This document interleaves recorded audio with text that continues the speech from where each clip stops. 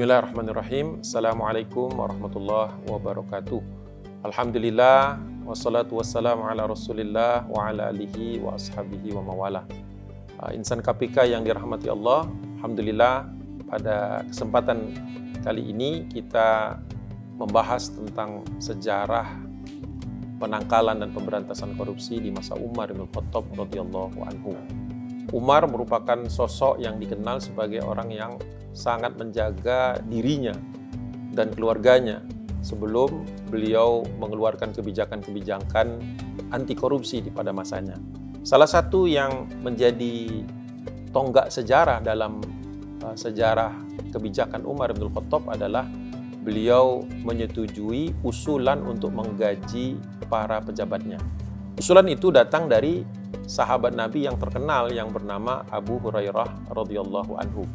Salah satu pertimbangannya adalah bahwa pertama agar para pejabat ini atau sahabat-sahabat Nabi yang sejatinya tidak suka diberi jabatan, diberi tanggung jawab yang besar, namun karena mereka ini adalah orang-orang terpuji, orang-orang yang diyakini oleh Umar akan integritas hidupnya dan kelurusan pribadinya dan sikapnya, maka mereka ditawari oleh Umar untuk mendapatkan gaji.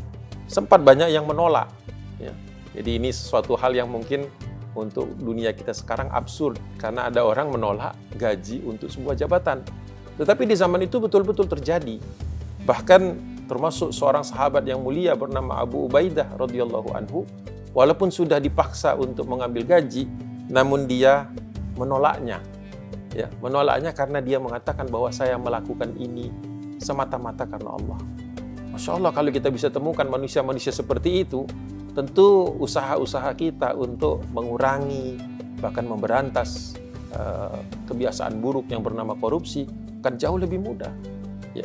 Kemudian Hakim bin Hizam sendiri, walaupun sudah dipaksa untuk mengambil gajinya, tetap saja dia tinggalkan di Baitul Mal. Sehingga suatu hari Umar bin Khattab pernah melintasi Baitul Mal, itu tempat di mana perbendaharaan negara pada waktu itu ada, menyaksikan bahwa mengapa ada dana yang masih tersisa. Ya, karena Umar ini termasuk orang yang tidak suka melihat ada dana yang tidak terpakai secara maksimal. Kemudian dia mengatakan, ini dana siapa? Ini uang siapa yang belum diambil? Maka disebutlah nama Hakim bin Hizam. Dan disuruh datang oleh Umar, ya, segera panggil, segera datangkan dia. Ketika dia datang, Umar menyuruh mengambilnya. Apa yang dia lakukan? Dia hanya mengambil uang tersebut dan memindahkannya ke diwan di sebelah. Dia langsung mengatakan, silahkan dipakai untuk didistribusikan kepada masyarakat atau umat yang membutuhkan. Masya Allah, dia hanya mengambil sejenak saja. Ibaratnya kalau sekarang itu hanya mentransfer balik apa yang dia terima tanpa mengambil sepeser pun. Begitulah di zaman itu.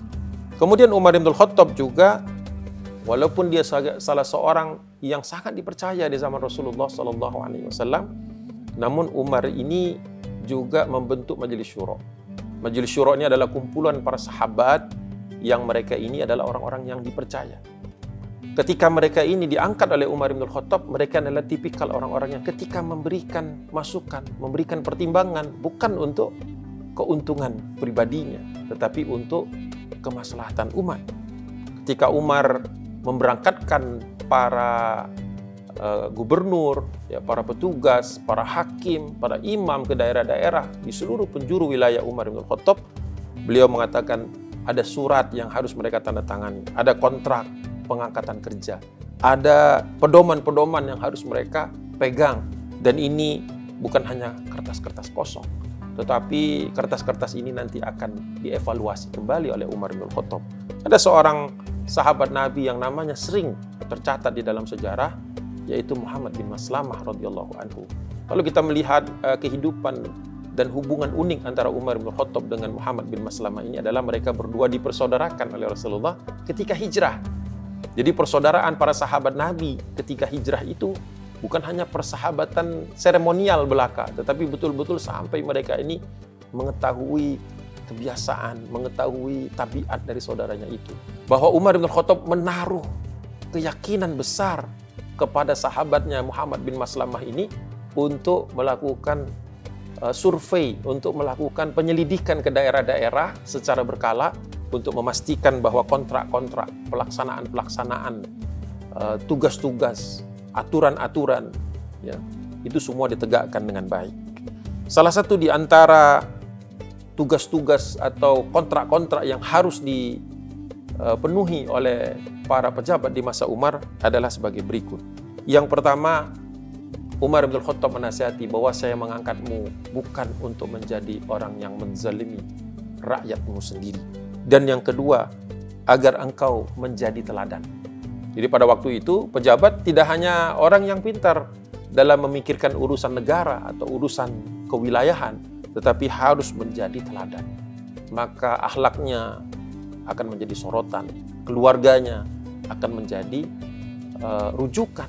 Oleh sebab itu Umar selalu mengawasi bukan hanya pejabat itu, sampai kepada keluarganya, sampai kepada anaknya, sampai kepada kerabat-kerabatnya, karena khawatir adanya penyalahgunaan wewenang. Yang ketiga, Umar mengingatkan kepada mereka agar memberikan umat ini hak-hak mereka. Tidak boleh ada hak-hak yang tertahan.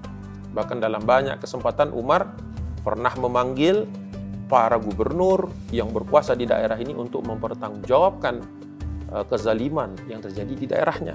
Masya Allah, kalau itu sekarang kita bisa terapkan, tentu banyak manusia yang mungkin sangat hati-hati dan sangat menjunjung tinggi kode etik dan kemudian aturan-aturan yang sudah dia tanda tangani.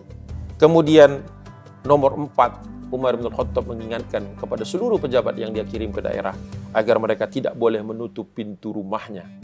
Kenapa rumah tidak boleh ditutup pintunya? Karena Umar meyakini bahwa ketika pintu penguasa itu ditutup, rumahnya tidak bisa didatangi, orang tidak bisa berkonsultasi, orang tidak bisa mengadukan masalah-masalahnya, maka terjadilah kezaliman di luar rumah itu. Kata Umar, dan bahkan ini pernah terjadi pada salah seorang sahabat Nabi yang bernama Sa'ad bin Abi Waqqas, gubernur untuk kota Basrah. Dipanggil oleh Umar bin Khattab, ditanya kepada mereka, bagaimana masyarakat akan menemuimu kalau rumahmu engkau kunci pintunya. Sa'ad bin Abi Waqqas kemudian berkata kepada Umar, wahai Umar, penduduk Basrah itu banyak sekali. Mereka ini punya 1001 masalah.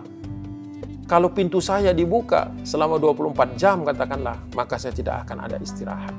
Maka Umar mengingatkan kepada Sa'ad bin Abi Waqqas, sesungguhnya para pemimpin istirahatnya ketika mereka sudah masuk ke dalam surga. Seperti itulah hal-hal yang sangat ditegakkan di zaman Umar bin Khattab. Bahkan Umar bin Khattab melarang mereka menaiki kuda-kuda yang mewah, kuda-kuda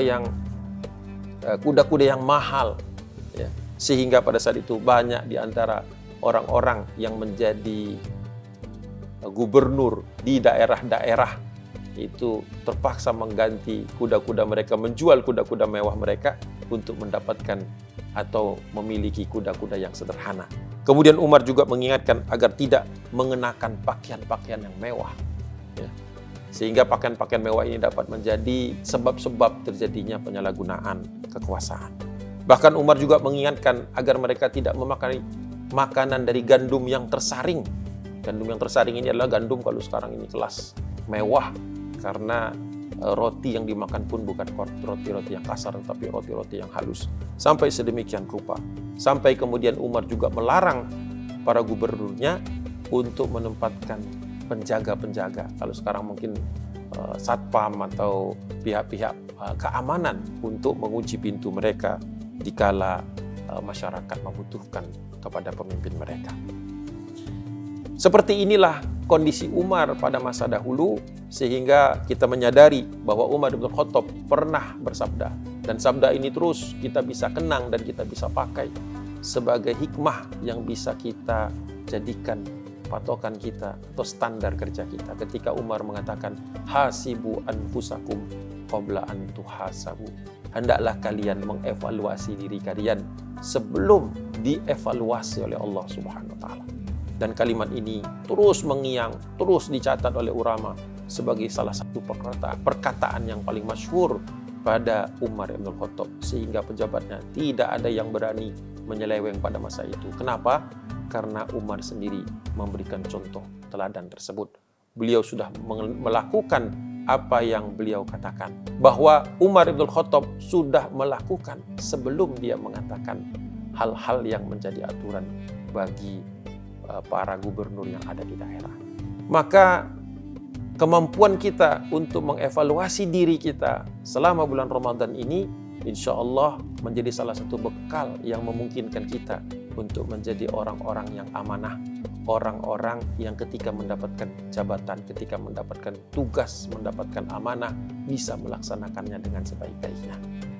Insan KPK yang dirahmati Allah Subhanahu wa Ta'ala, mudah-mudahan di bulan Ramadan ini kita bisa mengambil hikmah dari perkataan Umar bin Khattab, hasibu anfusakum qabla an tuhasabu, yaitu selalu mengevaluasi diri kita, diminta maupun tidak diminta, agar kita bisa melaksanakan seluruh tugas kita dengan amat hati-hati dan menjaga standar dan etika yang berlaku. Assalamualaikum warahmatullahi wabarakatuh.